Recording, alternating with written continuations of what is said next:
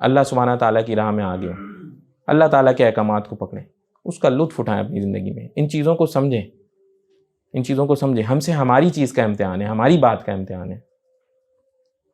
جتنا ہم کر سکتے ہیں وہ کریں. اور ہمارے پاس وقت زیادہ نہیں ہے. یہ سارے ماشاءاللہ جوان لوگ بیٹھے ہوئے ہیں، یاد رکھیں یہ بہت تھوڑا سا وقت ہے.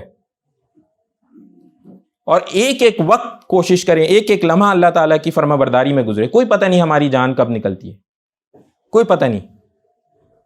تو نکلے تو الحمدللہ ہم اس سکون میں ہوں کہ اللہ ہم اپنی طرف سے پوری کوشش کرتے تھے. کوئی عمل ہم نے چھوڑ نہیں رکھا تھا جو آپ نے فرض کیا تھا. کوئی برائی ایسی ہم جان کے نہیں کرتے تھے جس سے آپ نے ہمیں روکا تھا.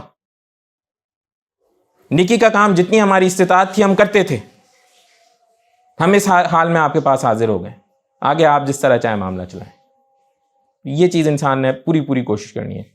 چنانچہ ایک حدیث میں آتا ہے نبی کریم صلی اللہ علیہ وسلم نے فرمایا جس نے کسی نیکی کا ارادہ کیا پھر اس پر عمل نہیں کیا اس کے لیے ایک نیکی لکھی جاتی ہے، اور جس نے کسی نیکی کا ارادہ کر کے اس پر عمل بھی کیا اس کے لیے 10 سے 700 گنا تک نیکیاں لکھی جاتی ہیں. ارادہ کر کے عمل کر بھی لیا 10 سے 700 گنا تک نیکی لکھی جاتی ہے، 10 سے 700 گنا تک. اور پھر آخر میں بات کی کہ جس نے کسی برائی کا ارادہ کیا لیکن اس کا ارتکاب نہیں کیا تو وہ نہیں لکھی جاتی، اور جس نے برائی کا سوچ کے ارتکاب کر بھی لیا تو اس کے لیے ایک برائی لکھی جاتی ہے. بھائی جو لوگ نیکی کا ارادہ کرتے ہیں یقین مانیں بالکل ایسے ہی ایک دور آ جائے گا کہ انسان رات کو ایمان کی حالت میں ہوگا اور صبح کافر ہوگا. صبح ایمان کی حالت میں ہوگا، رات کو کافر ہوگا.